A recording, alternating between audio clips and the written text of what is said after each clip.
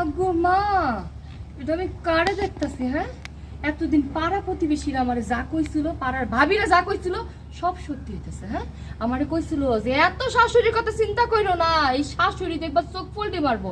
আজকে তো দেখতেছি সত্যি সত্যি শাশুড়ি চোখ পল্টি মারতেছে।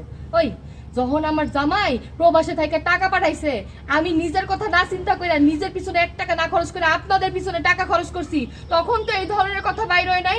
আমি তো আমার কথা চিন্তা করি নাই। এখন নিজের স্বামীর ভিটার কথা চিন্তা করতেছেন না, নিজের ওই অকইমা মাইয়ার জামাইয়ার মাইয়ার কথা চিন্তা করতেছেন।